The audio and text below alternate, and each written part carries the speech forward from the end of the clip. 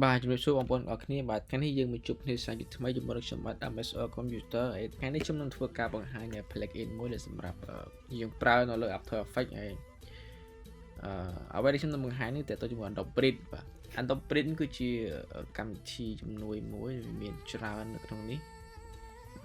បាទវាមាន 3D text វាមាន animation in out វាមាន blur វាមាន expression វាមាន fill and stroke វាមាន graphical light and optical វាមានច្រើនទៀតបាទនៅខាងក្រោមនេះដូចយើងបានបង្ហាញវាមាន organic វាមាន path rotation វាមាន scale វាមាន stacking អញ្ចឹងអ្វីដែលខ្ញុំនឹងបង្ហាញបងប្អូនទាំងអស់គ្នាគឺខ្ញុំនឹងបង្ហាញតាក់ទងជាមួយ 3D text អញ្ចឹងរបៀបប្រើ Adobe Premiere ជាមួយនឹង After Effects អញ្ចឹងដើម្បីធ្វើ style អក្សរដែលយើងចង់ឲ្យវា load វារត់អីយើងអាចលេង style ដែលវាមានស្រាប់នៅក្នុងនោះបានវាជំនួយការងារបងប្អូនច្រើនសម្រាប់បងប្អូនដែលជាអ្នក graphic design អញ្ចឹងអ្វីដែលខ្ញុំនឹងបង្ហាញនេះគឺខ្ញុំបង្ហាញនៅលើ Make តែម្ដងនៅលើ MacBook ហើយសម្រាប់បងប្អូនដែលគាត់ចង់បានកម្មវិធីនេះអាចតាក់ទងជាមួយនឹងខ្ញុំបានហើយយើងមានលក់ computer យើងមានលក់ MacBook Air Pro យើងមាន plugin ល្បីៗសម្រាប់និយាយទៅគេប្រើនៅលើ TV គេប្រើនៅលើទូរទស្សន៍សម្រាប់ធ្វើ animation អីផ្សេង intro ហើយយើងមាន plugin ល្បីៗច្រើនសម្រាប់ cinema ក៏យើងមាន Premiere DaVinci សម្រាប់ Photoshop ក៏យើងមានច្រើនជាងនឹងទៀតឥឡូវនេះខ្ញុំនឹងបង្ហាញត្រួសតាក់ទងមក Adobe Premiere គឺគោលបំណងខ្ញុំថ្ងៃនេះខ្ញុំនឹងនិយាយពី Adobe Premiere នៅក្នុងកម្មវិធី After Effects link គ្នាបាទឥឡូវដើម្បីបង្កើតនេះបានយើងត្រូវបង្កើត new composition មួយដើម្បីធ្វើការលេង style សឲ្យបងប្អូនមើលយើងអាចចុចនៅកន្លែងនេះក៏បាន new composition ឬក៏យើងអាចយកថា composition នៅខាងលើនេះក៏បាន new composition ហើយយើងកន្លែងយើងសេចំណងជើងទៅដាក់ថា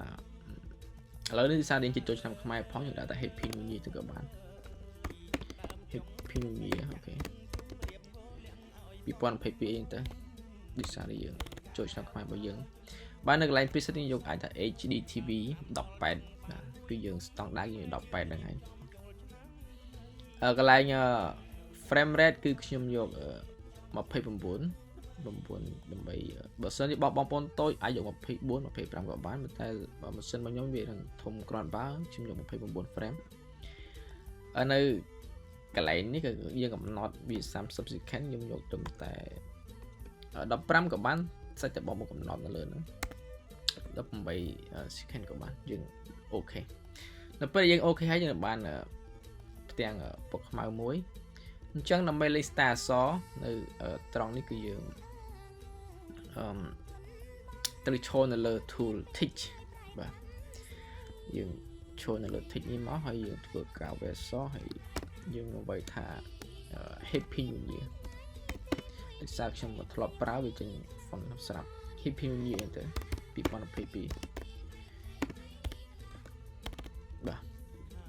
ហើយយើងឈរលើ selection ហើយយើងអូសវាឲ្យមកចំកណ្ដាលទៅបាទអញ្ចឹងឥឡូវនេះខ្ញុំនឹងលេង style អក្សរឲ្យបងប្អូនមើលយើងអាចជាធម្មតានៅវាចេញអញ្ចឹងវាអត់ស្អាតទេវាអត់មានសកម្មភាពអីទេណាអញ្ចឹងខ្ញុំនឹងទៅលេង style វាជាមួយ Adobe Premiere តែម្ដងបាទហើយដើម្បីលេង style ជាមួយ Adobe Premiere បាននេះគឺយើងត្រូវចូល file បាទយើងចូល file មកហើយយើងយកពាក្យថា Print កន្លែងនេះមកយើងចុចលើវាទៅហើយនៅកន្លែងនេះខ្ញុំបានបង្ហាញម្ដងរួចហើយគឺវាតកតងជាមួយនឹងមុខងារវាមានច្រើនមាន 3D text animation in out blur មាន sprint វាមាន expression fill stroke graphic light and optical វាមានច្រើនទៀតតាមតម្រូវការបងប្អូនតែពេលខ្ញុំលើកមកបង្ហាញគឺខ្ញុំបង្ហាញត្រឹមតែ 3D text មួយទេអញ្ចឹងនៅកន្លែងនេះគឺជា style អក្សរដែលយើងអាចមើលបាន style អក្សរឥឡូវយើងអាចចង់បាន style មួយណាខ្ញុំនឹងលេងវាមួយឥឡូវខ្ញុំចង់បានអក្សរនេះខ្ញុំចង់បាន style នេះអញ្ចឹងយើង select លើពីរដងទៅបាទនៅពេលដែលយើង select លើពីរដងហើយយើងធ្វើការ render ដល់ពេលនេះចេញមកពេលឆ្នាំ2022បាទអញ្ចឹងវាជំនួយដល់យើងច្រើនហើយមិញខ្ញុំដាក់ថា18 second ឥឡូវខ្ញុំយកត្រឹមតែ11 second ទេយើងចុចអក្សរ N ដើម្បីធ្វើការកាត់ហើយយើងstream computer area នេះមកយើង select លើវាទៅមានដំណើរការប៉ុណ្ណឹងឥឡូវយើង render មកទៀតបាទនេះជា style អក្សរមួយ ចឹងនៅក្នុងដែលខ្ញុំបានបង្ហាញហ្នឹងគឺវាមាន style ច្រើនផ្សេងទៀតហើយ complete សម្រាប់បងប្អូនដែលគាត់ចង់បាន style អក្សរលេខអីផ្សេងៗที่អាចតទៅមកខ្ញុំបានតទៅជាមួយ plugin សម្រាប់ល្បីខ្ញុំធ្វើការបង្ហាញនេះគឺសម្រាប់តែ make book ទេបាទខ្ញុំនឹងធ្វើការបង្ហាញគឺសម្រាប់ make book ចឹងសម្រាប់បងប្អូនដែលគាត់មាន make book ហើយគាត់ពិបាកក្នុងការរក plugin ឬក៏ដំឡើងកម្មវិធីផ្សេងៗអាចតទៅជាមួយខ្ញុំបាន